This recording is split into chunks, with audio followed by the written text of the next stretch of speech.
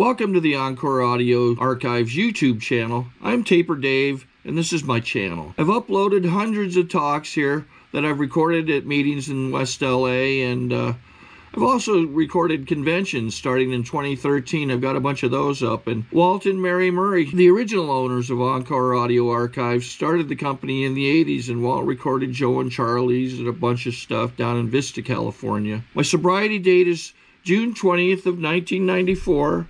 I hope you find something you like, so please like and subscribe to my channel and comment down below.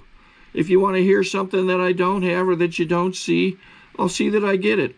Anyways, take care and have a great day if you want to. I'm Dave, an alcoholic. This is interesting how this came about, because I got a call last night from Betty, and she said that she hadn't confirmed with the speaker. And so she said, if he doesn't show, then you're on. And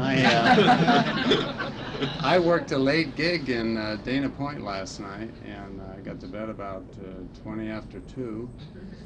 And my usual getting up time is about 10 to 3 in the morning. And so I'm in kind of a jet lag state, you know, from the coffee to keep me awake on my way home, and not much sleep. But I'm in extremely grateful state, you know, mainly because I simply have reached a place where I know what works for me, to the degree that when I take the right action, I have a pretty good guarantee of how I'm going to feel afterwards, you know. And of course we just get that through accumulated experience. It's wonderful listening to people taking chips and stuff, and you hear the pain of, you know, saying, well, gosh, I'm brand new, and somebody with 5 or 7 or 8 years went through hell or whatever, you know. It's a beautiful saying in our book, the Day at a Time book, about a couple of weeks ago now, I guess. Marcel Proust said that we give promise to goodness and wisdom we give promise, but to pain we obey. And you know, if it wasn't for the pain, the people that said they were going through that in their 5th or 7th year might not now be in their 12th or 13th year, you know. And our book says that pain is the touchstone of all progress. You know, that's there's no gray areas there for me. That's a pretty bold statement.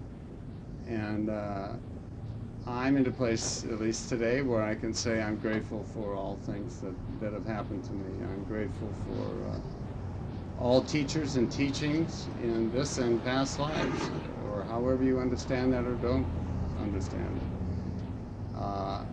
And I think that everything that we've ever experienced is an accumulation of where we are right here at this moment, you know. And this morning I had my alarm set to go off at 8 o'clock, and I was awake at 6:30, and I said I could feel my heart going much too fast for just waking up, you know. And I knew it was from the coffee and being tired and working hard last night. But I also knew that for me, the wise thing to do is to get up, and usually I will do my 11th step before anything else, but in that shape I had to get my head to a place where I could do a decent 11th step, you know. And I knew that if I went outside and ran a couple of miles, it would do it. And it did it. You know, it's been working for me for 17 years. And I've been sober 13 years and 10 months. And so I started doing that before I got sober. I started running, and I found one of the many, many tools that just simply works for me. And I took the dogs because they needed it, and that helped me remember, you know, I mean, I was thinking during my 11th step how much love, once again for the 100th time, how much love I get from the animals in our family. And you know, all that I really have to do is feed them and give them love back, and remember that they need exercise as I need exercise. If it's important for me, it's important for them, and they're so eager to do it, you know. They're just there all the time.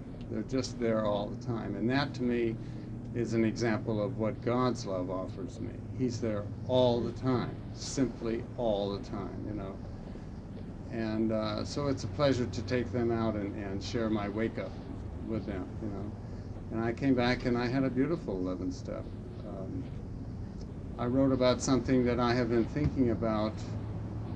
Well, I realize now for a few weeks, maybe a month or so, and it had to do with our relationship to our higher self or our soul. And I've had this picture in my mind of a tree with many leaves on it, and we are in this existence but one leaf on that tree, where there are many, and the tree is rooted in the ground, in the soil, with deep roots, and the earth resembles God, and all of its essence is coming up through that tree. And so there isn't any possibility that any part of any leaf could not be totally affected with this God presence.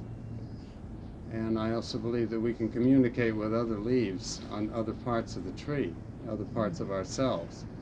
And this communication, for me, comes through the practice of the 11th step. I believe that my definition of God's will for me comes through the practice of the 11th step.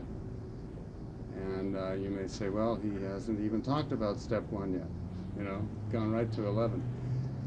I just tend to jump around, and so I wanted to express that because I had just done some writing on it, and that's one of the tools I believe in is writing. I keep a journal, a regular kind of permanent diary, and then I keep a workbook that I do for 10th step type of writing. And sometimes they get mixed back and forth. But writing to me has been a very, very powerful tool in my sobriety.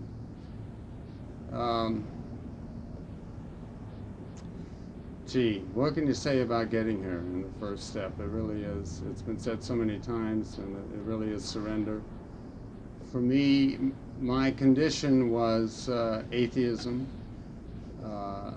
My problem was alcoholism. And the alcohol was the tool that I used at that time for that condition. My conscious contact with God is the tool I use for my condition today. And the uses of that tool are to eliminate the illusion of separation in my life. And the separation is that I'm different from God, or I'm different or separate from you, that God is outside of me, and due to all the barnacles of junk that have accumulated in my life, things I've done, guilts I carry around, and I used to have a tremendous rage just at being alive, you know. That was the atheism speaking to me loud and clear. And my job in this life, one of my main jobs, was to work through that, you know, to get to a place where I did believe there was a power greater than myself, and then to believe that it was a loving power was absolutely necessary, because I could find a power greater than myself, and that was easy, you know, and just rage against it because it wasn't doing anything to make any sense out of all this. But to come to a belief, as they say, especially in the East, they talk about the heart being open, the bhakti heart being open. And that is really what happened to me. And it was a gradual process. And it came about sufficiently a year and a half before I got sober, so that I could then say, well, I think I'm an agnostic, you know, just for the sake of labels. And I had been reading Ayn Rand, and a lot of people like this have found that for years a lot of sustenance in her, as my wife did too. We were both atheists. Hers wasn't of the really virulent variety. I mean, I was just staunch, you know. I used to say we could sit down and talk about God anytime you want over drinks, you know, and go on and on for hours about it. And it was simply time for me to come around. I was 33. And I had been drinking heavily since I was 13, a musician by profession for years and years, which really allowed me, as I understood it, license to just do my own thing, you know, to be as undisciplined as I wanted to be. I used to pride myself on being disciplined as a musician, but when it came to the rest of my life, I was totally self-indulgent. You know, I lived the textbook Scorpio life, you know, and I'm a Scorpio, and I just lived it to the hill. And I realize now that my search for God was actually acted out in a search for satisfaction through lust and drink and sensory pleasures, you know, LSD, whatever it was, you know. I loved the exploration of things through LSD. I loved where my mind went with that stuff, with booze and all that. And now I love where my mind goes when I do the 11th step, you know. So I'm kind of on a 11th step podium here, I guess, this morning. 11th step soapbox. You know how you go through periods in your sobriety where different steps pop out. It's like a neon sign goes on for a few months. Step 11, hey, you know. And it's been something I've been doing very, very, very regularly since the end of my first year in sobriety. And because of that, I have a rather esoteric program. I've gleaned a lot of help and inspiration from yoga, from Kundalini yoga and the teachings of the Sikhs, and I used to do a lot of their yoga down at their ashram on Robertson. 3 years solid, I was down there 6 days a week, starting around the beginning of my second year. And I found my spiritual teacher at the beginning of my second year, and that was tremendous, tremendous blessing to me. And I always speak of it because she passed on about 4 years ago, but she's with me right now. And she's with me, especially when I do my 11th step. I feel her presence, and in her works and her books, and just an enormous, enormous influence in my life. And that, I have to say, has really colored my sobriety and my new life as I speak of it, because I'm definitely in the second life. You know, we hear about being born again. You can really be born again in this program to an awesome degree, you know. Another image that came to me years ago was we're all thrown the football, and some of us run with it and some of us walk with it, you know. The ones that run with it listen to how this thing has worked, you know, and try to take direction. And I think it was the speaker last week said don't, or one of them said, don't criticize, just do it, you know, when you're new. And it's the thing that the old-timers used to say, you know, which is pretty harsh, but there's some truth in it. If you're in your first year and your mouth is moving, you're lying, you know. Yeah, there's something to that, I guess, you know. But the miracle for me was, because I truly believe, as Ruta said, that I couldn't live without booze, without fixing reality, you know, that I really believe that. And being a musician, it was all kind of there for me, you know. My dear friend here, Bill, and I used to get together. We've been playing together and loving together for 25 years. And we used to get together and play, and just our wives would go to work, and we would just start our day and be loaded all the time, you know. And it was interesting now that I look back on it, because I was very atheistic, and he was into a lot of mystical stuff, you know, using heroin and yeah.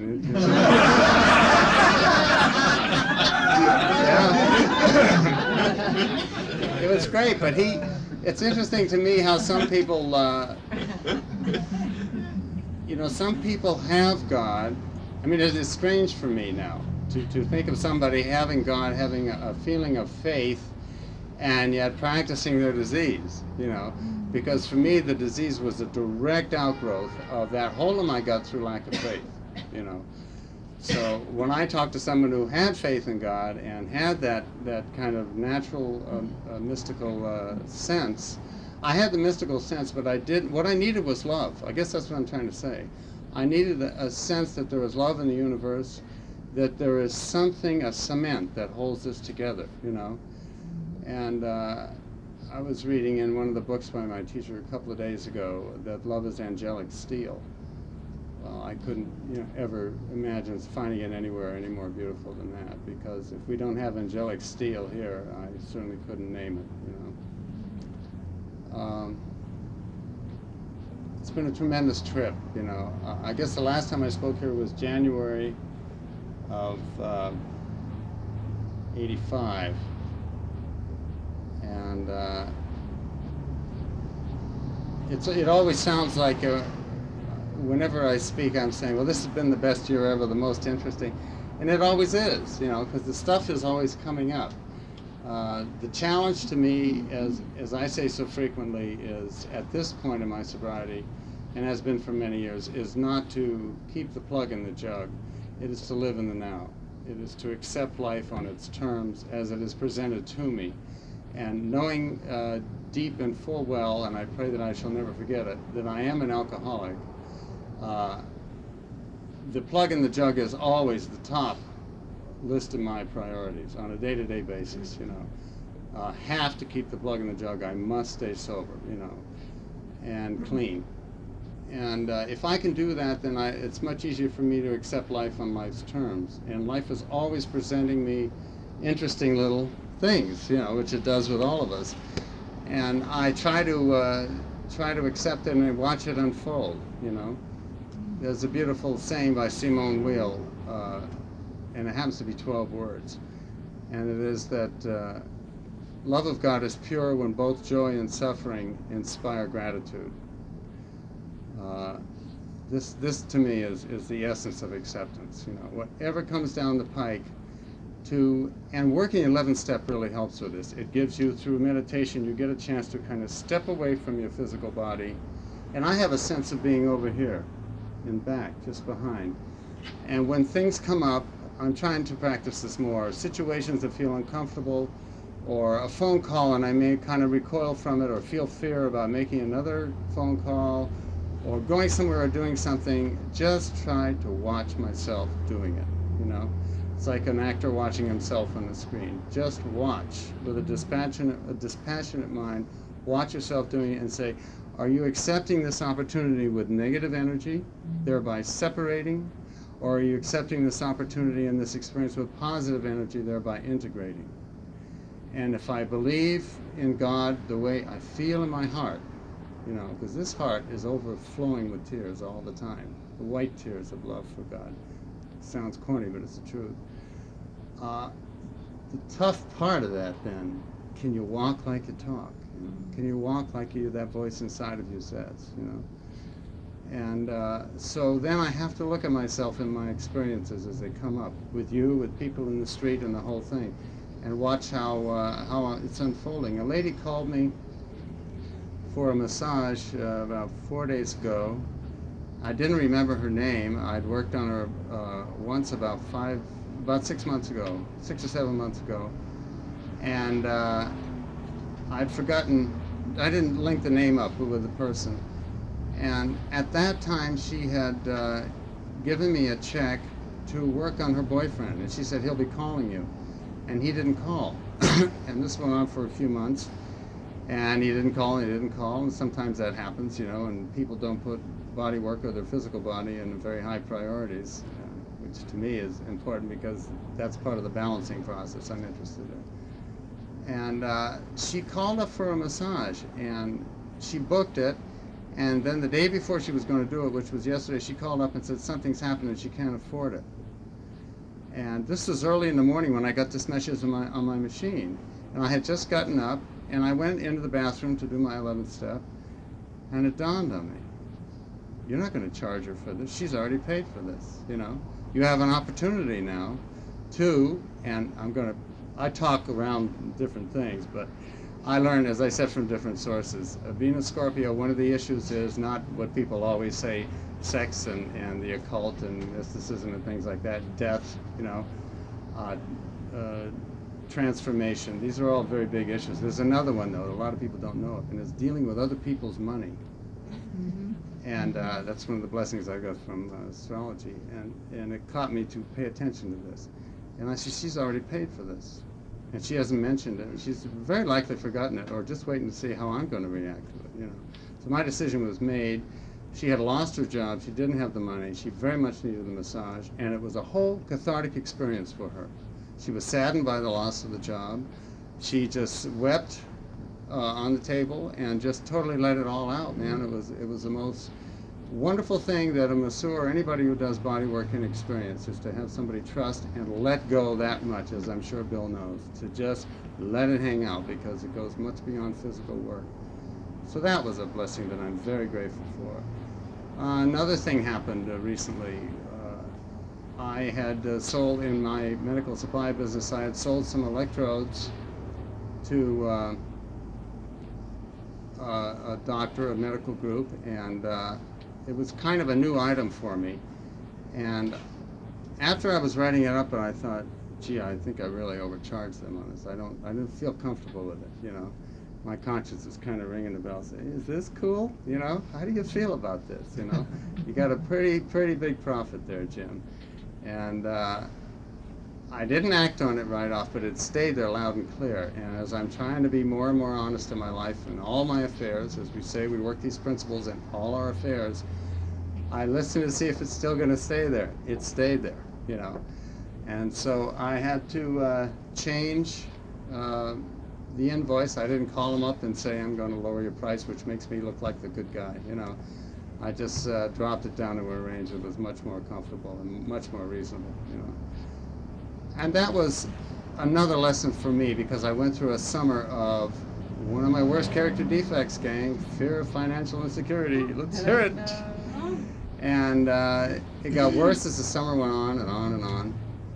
And I'm thinking, well, you know, you've always been taken care of.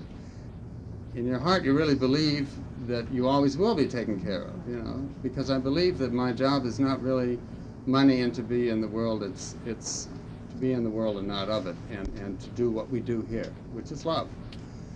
And I think if we put that as our first priority, God takes care of the rest of it, you know. It's like if I do that 11th step first thing of the day, when I give my day to God, you know, realizing that I am a co-creator with Him, which means my responsibility for right action. If I give that first part of the day to Him, then really it's His gig to take care of the rest of it, you know. Chuck C's put it so well that, you know, he gets up and he just simply says, well, I'm showing up, boss, you know, here it is, here's this day, and thank you for all of it. And he expects him to take care of it, and he just goes forward. So this financial thing got real bad. And right at a time, I'm going to do it again here, because I have to notice this after it started.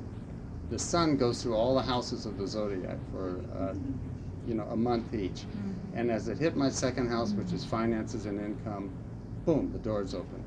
Massage business. I worked musical gigs in the last 2 or 3 weeks more than I worked in 4 months. That's how bad it's been. And that's how good it is now. And my EKG business just picked up and just got right back to normal, you know, and a little more. So there it is again, you know. But in the meantime, it allowed me to explore that character defect again. Look at step 6.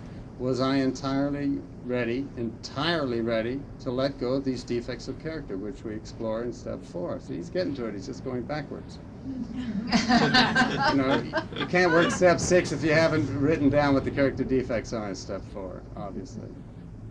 There's a nice saying that if you're having trouble with one step, make sure you've worked the one before, you know.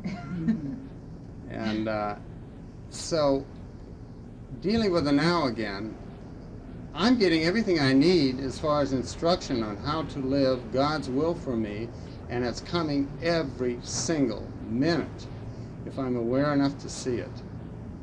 And I do have a tremendous amount of power to act on it. Soapbox number 2, the issue of powerlessness. I have a problem with this around the program in the sense that I think a lot of newcomers get a wrong opinion of our use of the word powerless and powerlessness. And you know, I was kidding a few months ago, I'm going to get a little bumper sticker made to put under the powerless bumper sticker, one that says try the steps, because I believe if we're working the steps, we are no longer powerless. It's that simple. Step 1 declares our powerlessness, and step 2 declares our willingness to admit what our condition is, you know, and on through step 3 where we invite God in. And I believe very much that of mine own self I am nothing. It is the Father within who doeth the works.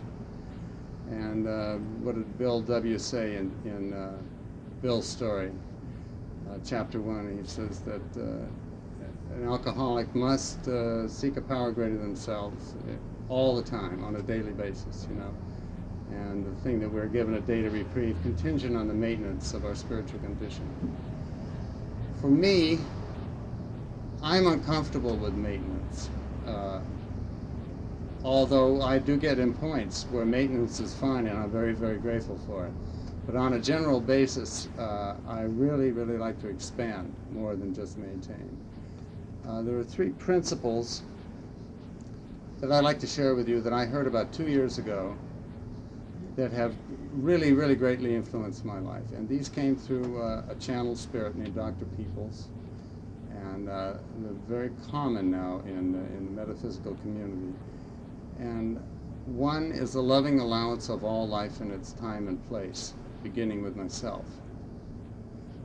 Number 2 is expanded communication with all life, beginning with myself.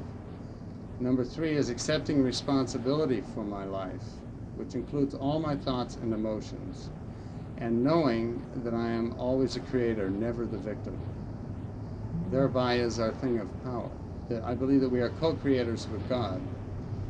And if I practice the consciousness of being a co-creator with God, that means the part that is co-creating has to have God in it. And if I'm his child, if you want to look at it that way, there has to be a part of me which is God. And I happen to believe that the only part that I may say is larger or bigger is my concept of separation. You know, I can see God in everything, or I can separate God and put him into different categories, you know. Better, worse, more, less. No person is more spiritual than another person, in my opinion. We're all God. The difference is in our timing, our soul's timing as I see it. Some are more ready to view themselves as they truly are, and others have to have their foot on the hose for a while longer to cut the energy off, which is what I think I was doing when I was drinking. I was living with my foot on the hose. And I think there's a purpose to that. I don't think it was ever accidental or terrible or bad. I think it was wonderful. It was my soul expressing in physical form things it needed to experience. That's the way I see it. That I am the outward physical expression of experiences that my soul needs. And that the soul is merely a mirroring of God expressing itself in experience, you know. The ultimate test, I think, would be, and Heather and I were talking on the phone the other day about God, and we were talking about T-shirts, funny T-shirts and stuff to make up. And I said, she said, wouldn't it be great to, something about, oh, she said, get up and look out the window and say, "Yo, God," you know.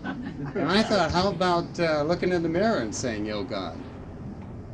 Because that, to me, if I can do that and see that in all of you, how would I dare to treat you with anything but the greatest love and the greatest admiration, you know? To do anything less than that would be terribly irreverent, to put it mildly, you know? And the oneness and the lack of separation is really what I'm working for.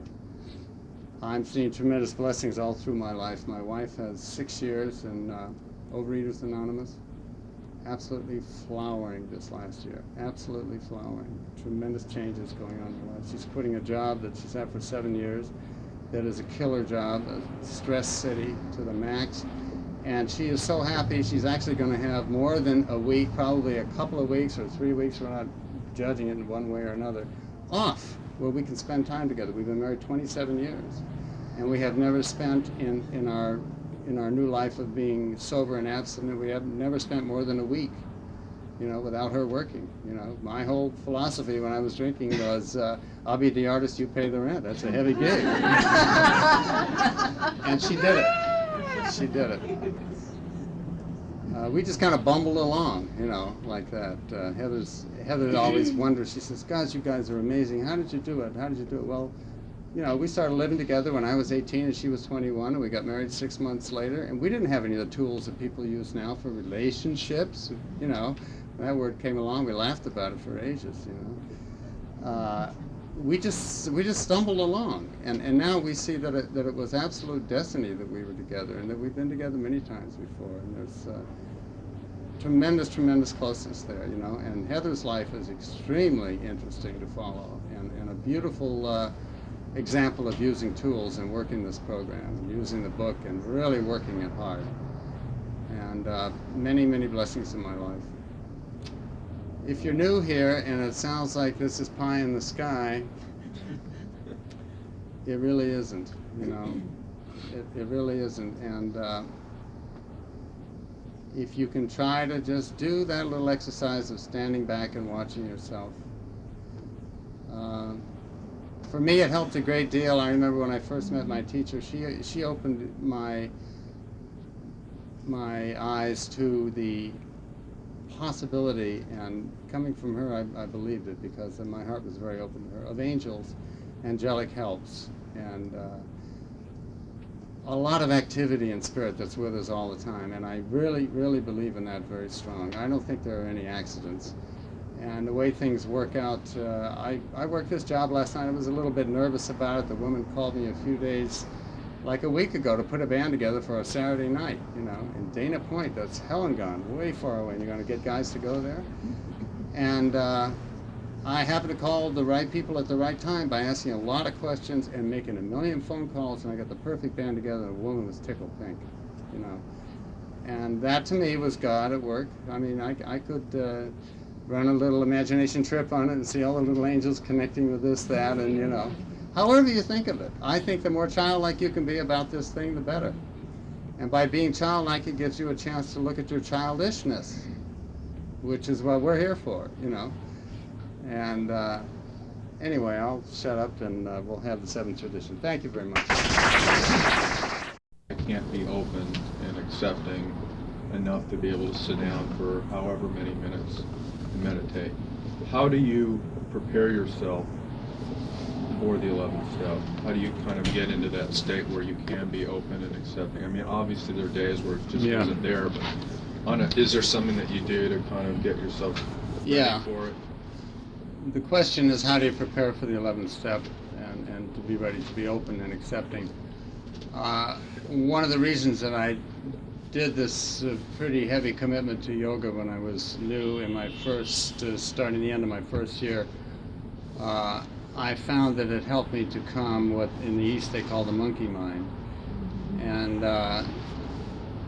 And they would do a very rigorous, the Sikhs would do a very rigorous set of Kundalini yoga, and then you'd have the meditation afterwards. And that worked for me real good, because I'm a very physical person, and at the time I didn't realize, when I was still drinking, I didn't realize how physical I was, with the exception of the lust and things like that. And I had started running before I got sober. But playing the trumpet, which is like 35 years I've been doing this now, is extremely physical, you know. And for me, the path was that I had to go through the physical to the spiritual, you see. And in a sense, I'm creating a little separation there, but for the sake of labels. So I had to use disciplines that work that way. And so in my 11th step, I usually start, and not so much now. In the last couple of years, this has softened quite a bit. But I would start with a very disciplined yoga set. And as the years have gone on, I found it necessary to not be quite as disciplined, you know.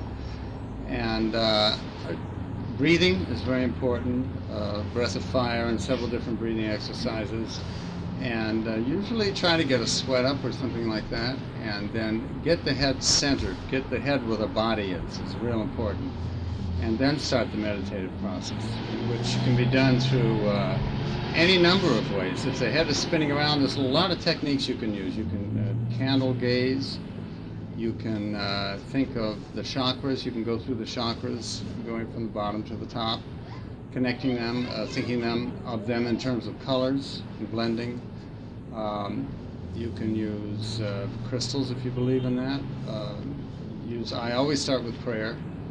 You know, prayer is always what I do first, and giving thanks and expressing thanks for my sobriety and all the things in my life, and as I said before, giving thanks for all teachers and teachings in this and past lives. And I also pray that the hearts of the oppressed and the oppressors in the world will be open, regardless of what camp or what side of what issue they're on, that their hearts may be open. Therefore, opening themselves up to God's will. You know. And by doing those things, reading some AA literature or other literature, the Data Time, the 24-hour book are just marvelous because they center us on what we're there for. The main thing is the discipline of showing up.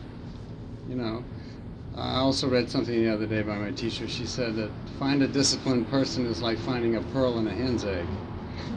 And she meant the discipline of the spiritual life. And it's very true. You know, we get so caught up in everything that's out there and all that importance. You know, it's like our list of priorities go, I will stay sober today, and then the world. Boom.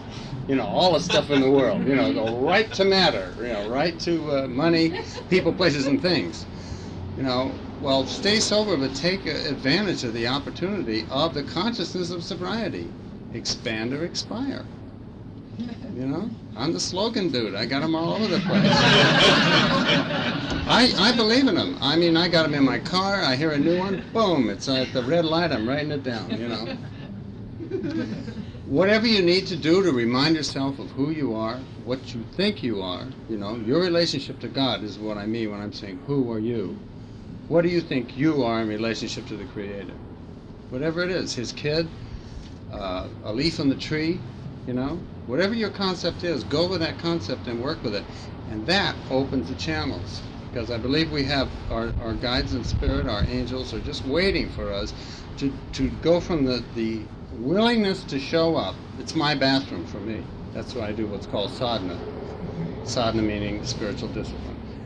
AA is also sadhana too. The path is longer in that sense, you know, or dharma. And for me, I show up in the bathroom. And everybody in my family knows at 3 o'clock in the morning he's in the bathroom for an hour and a half or 2 hours, you know. And it is the sweetest, most precious, most wonderful time. It is the peak of my day. And from there I go out and I exercise outside when it's dark and there's nobody around, you know. And I run with the tapes. You know, I just started doing that a couple of years ago. That enforces my 11th step. That makes my 11th step from an hour and a half to maybe 2 to 3 hours altogether, you know. I listen to all kinds of spiritual material and tapes. And once in a while, and I have a little Walkman where I can switch over to the radio. And sometimes I'll be running or riding my bike up in the mountains and it's 4:30 in the morning and I'm listening to Bach. No, you know, what better? What better way to start the day? But I admit that's kind of a radical lifestyle for most people to get up that early, you know. But you see, that's another blessing in my life that I have those choices, which is another enhancement of the program. You have no idea how your life will open up to such degrees if you're new. I mean, I never dreamed I'd be doing the things I'm doing. I was an atheist, man. You know, I went to bed at 3 in the morning, stoned every night, 3 to 4 in the morning. That's what I knew. My life was this wide. That's all I wanted, because I didn't want to be here in the first place. So focus on where you came from. That helps. Do whatever you have to do to get your gratitude centered, and it'll open up for you. That's God doing his part. Your part is to get your gratitude centered. Just center yourself as much as you can. Some people may have to exercise or go to the gym or do whatever they have to do first, and then do their prayer and meditation. For me, it has to be the first thing. And it's been the most exciting aspect of my life. And it goes on and on. Ruth? I'm Ruth Alcoholic. Hi, Ruth. Thanks, Dave, for sharing. I'm so glad the other guy didn't show up. Thank you. It's been a real treat. Thank you. And, your slogans and your spirituality has been so important to me through my sobriety. I have a question about the 12th step. In that I'd like to hear how would you define spiritual awakening? What is that for you? Well, it's simply, as I talked about quite a bit, you know, coming from where I came from to where I am today is the most obvious evidence for me of an awakening in the sense that I've come to realize, for me, reality is that this is a spiritual world. It's not a material world. And that life is not made of happenstance and just a cosmic joke. You know, it all has a purpose. And for me, the spiritual awakening is demonstrated by the fact that I can accept to the best of my ability things as they're presented to me and try to learn the lesson from them. You know, that's putting faith into action. You know, I've been also focusing in the last few months on the thing of going from faith to trust. And the key word is trust, a conscious trust, you know, that God is taking care of me. It's a nice thing to feel it, and it's a nice thing to read about it and hear about it and feel it in meetings and stuff like that. But how much of my day can I carry that into trust? Can I really go forward with that when the tide is out, you know? And so that's practicing what we preach. That's taking it to the streets, you know? And once again, I've seen through this dry period financially that I trusted, and I got a little grumbly and a little down, but I had great help. For one thing, my wife always says when I'm in a panic or I'm not selling or business is bad or whatever, you know, she says, go to the movies. Go to the beach. You know, we're very, very different people, you know. And her permanent place is up in the clouds, you know. And I mean that in a very beautiful sense. And she doesn't get caught up in the fear of lack, you know. And so I touch in with her and other people, you know. I need a lot of communication. And I don't know if I answered your question very well. Thank you. Larry? Hi, I'm Larry. I'm an alcoholic. Hi, Larry. What are your thoughts on praying for specifics, asking God for stuff? That's very interesting. Basically, I believe the old bottom line of pray for God's will for you. You know, specifics. I don't see much sense in praying for them, although I'm liable to think of something.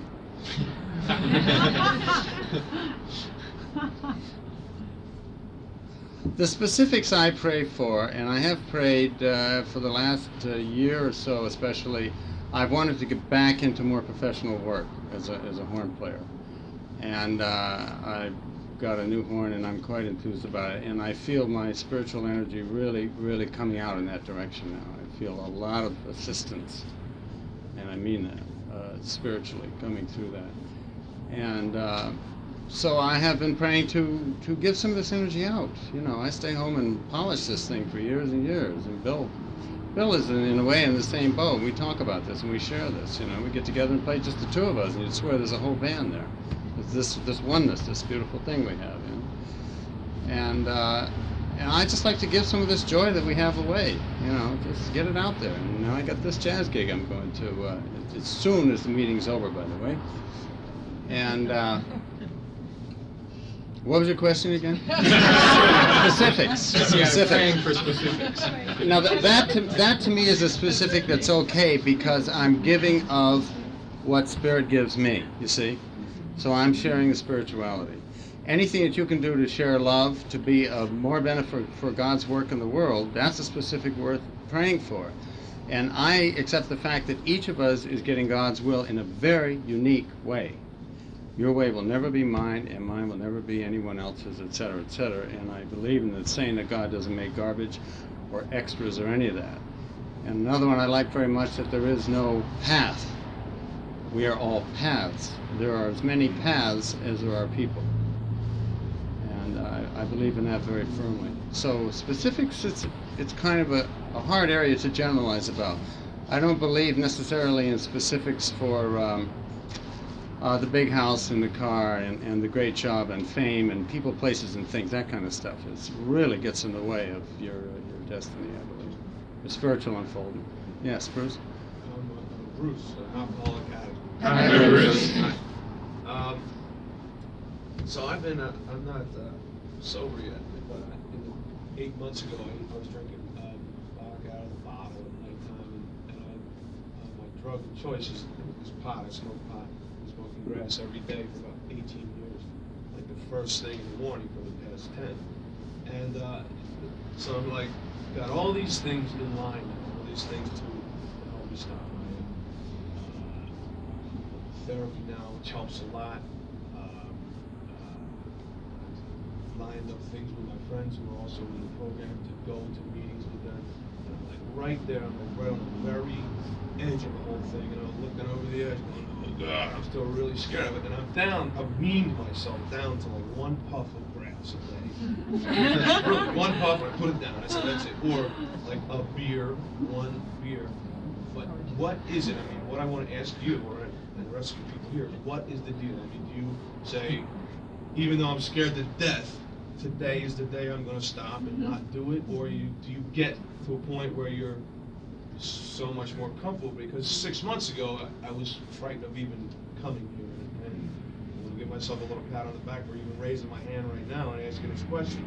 But the deal is, I'm right there, and I understand. You know what I mean? Like, Yeah. what is, do you just You face said, the fear? And you just, said the magic word. The magic word is death. What this thing is all about is dying to your old self. You know, and like I said, I honestly didn't believe there was anything going on for me if I couldn't drink and use. I was built for drinking and using and playing bebop, you know.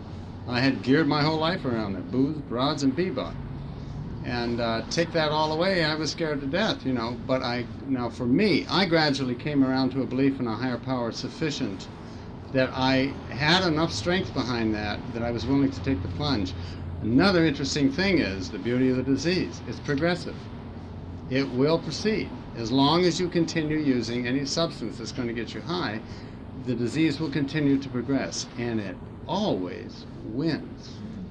It always wins. It always wins. You could be walking around as a vegetable. The disease is won. You know. My first day, I was very blessed in this program. A guy took me down. I walked into 26 and Broadway, and a guy took me down to County Hospital in LA on the 6th floor of the alcoholic ward, and he took me all around. He says, I want you to go up to these guys sitting in these beds and tell them your name is Dave, you're a member of Alcoholics Anonymous, you're sober 2 days. And I did it, and I figured this is how it works. I didn't know, you know. I didn't know that this guy was kind of a zealot, and you know, that's pretty heavy 12 stepping, you know, to take a newcomer like that and just pull him, you know, here we go, we're going downtown. You got afternoon? Yeah. So I did it, and I talked to all these guys, and all their problems were people, places, and things, and all this stuff, you know, with the distended livers, and a lot of them were on their last legs. And we left there, and we're walking outside back to the car, and he said, well, what did you hear? And I told him I heard they had problems with police and authorities and people, places, and things in general, everything. If they had wives, it was wives, or employers, none of them were really working. They were, you know, county hospital drunks. And he said, yeah, that's true. He said, it was one other thing, though, that you didn't hear from any of them. And I said, well, really? What was that? He said, none of them had a problem with booze. It was a very, very important story for me. And if I could say nothing else to you, it is that if you're an alcoholic, if you are an addict, and I don't believe in telling anybody they are, and I don't criticize those that say they are, because, you know, things happen spontaneously in the moment that is supposed to happen, right? But if you are, and you will know, it's going to win if you continue to use. It will win. I mean, gradually things will fall apart. Careers go, relationships go, everything goes, you know. If you're willing to take a leap, try it, what do we say, for 90 days, and we'll refund your misery if you don't like it. You know, you see this room here? You could call, I bet you, anybody in this room, and they would be very glad to talk to you from here, you know, and share. And you could be anybody. I smoked dope really late at night, you know. I said, well, I don't want to wake somebody up at 3 in the morning and tell them about smoking joints. He's awake. Yeah.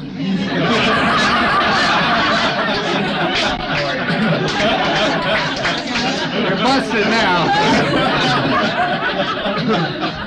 That's right. You know, your willingness opens up all the doors. If you believe in my stories about angels and help and spirit, your willingness is all they're waiting for, man. You know, it's just a huge amount of energy waiting to come to you if you will just say, that's it, I give up, you know? That's the beautiful saying of, I didn't quit, I surrendered. There's a t-shirt.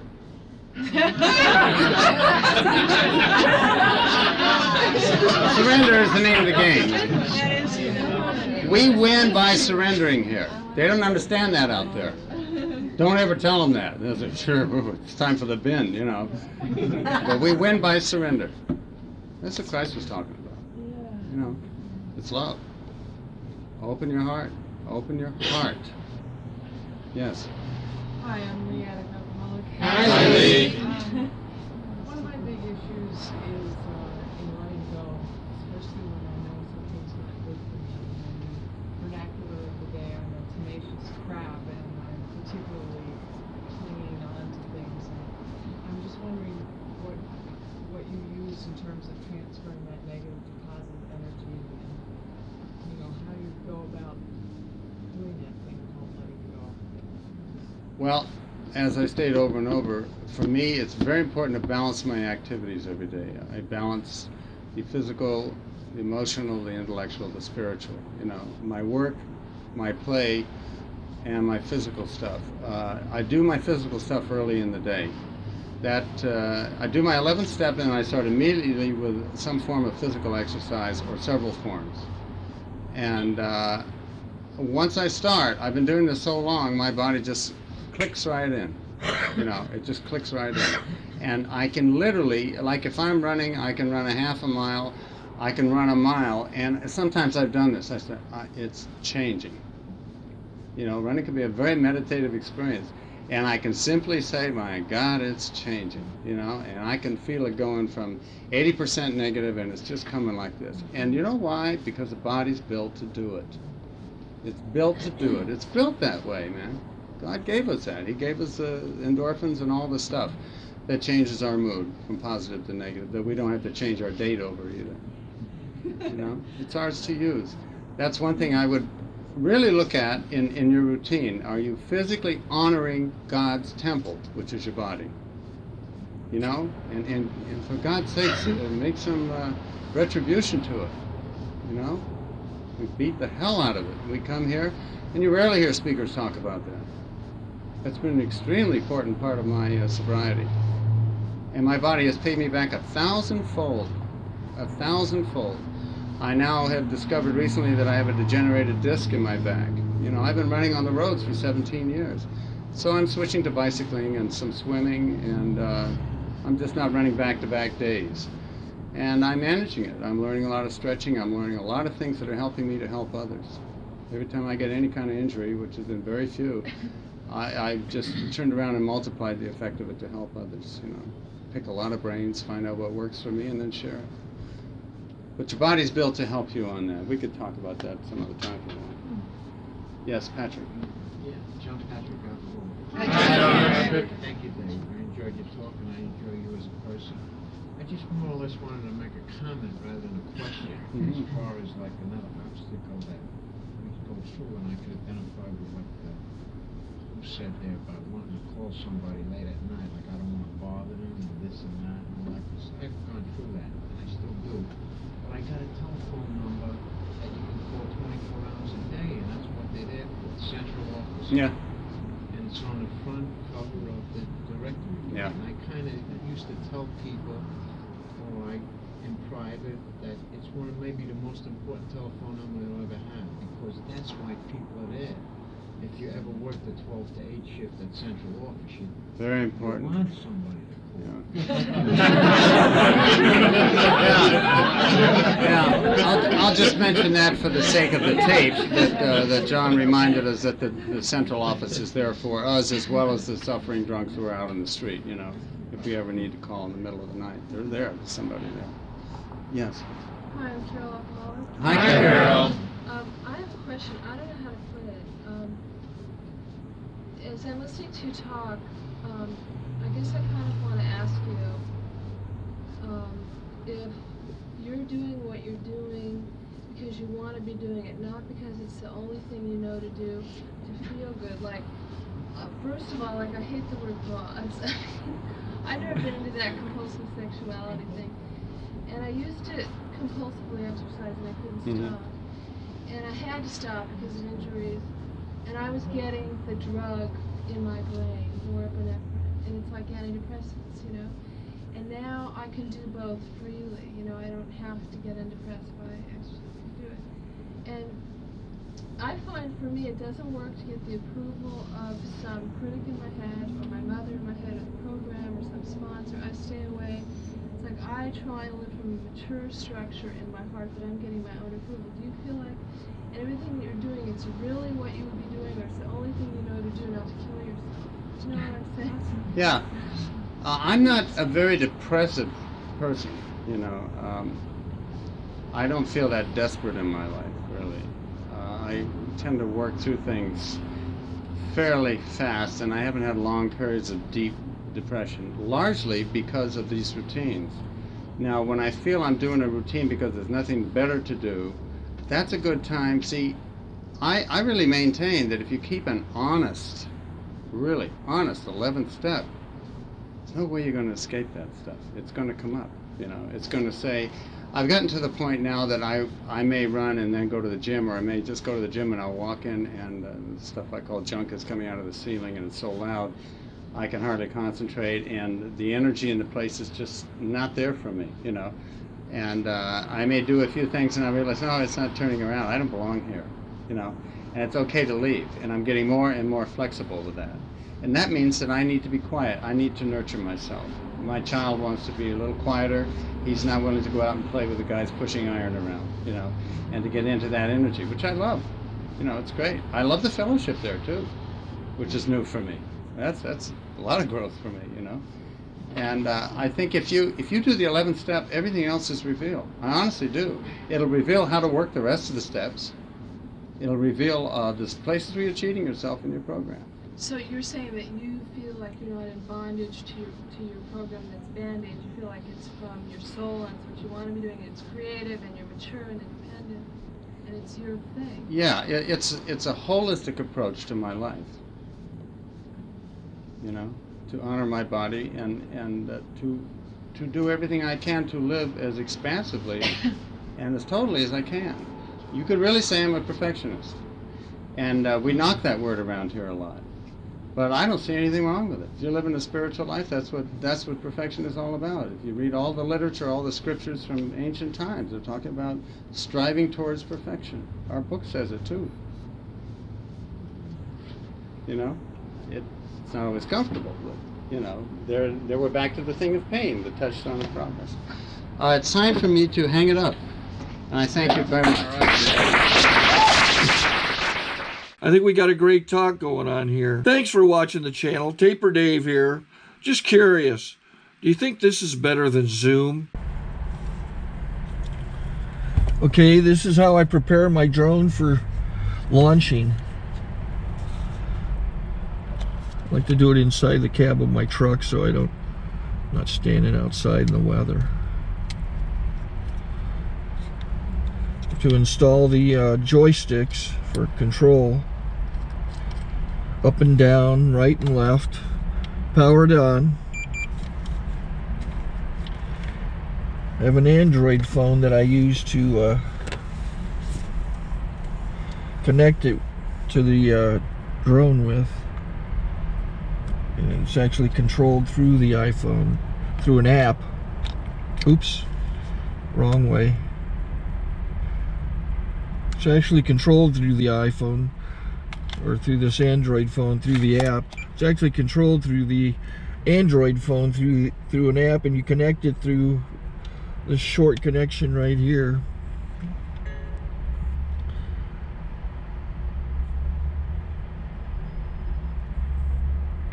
Remote control connected. Remote control's connected. So I pull out the drone. I have to extend the legs, long legs extended first, then the short legs. Remove the gimbal protector. Set that aside, then power it on one short burst, then one long burst. I lay it down. So I have to go to calibrate. So the drone's not connected yet. It shows you here as this drone gets disconnected, even though the remote's powered on. So the drone has to establish it's connected. So I go into the app, to calibration mode. First I'll calibrate the remote controller. Start calibration. Out, in, oop, out, in, up, down, and then this little wheel is to control the gimbal. So it's calibrated. Go to gimbal calibration, start calibration, and then it calibrates the gimbal. I don't know if that shows up. The gimbal's moving all over the place. Changes, you can see it on the video. And I'm calibrated to take off. It's acquired 7 satellites at the moment. There are 26 satellites up in the sky, which it has to acquire before you can take off. So it's connected. It's got enough satellites. This is white.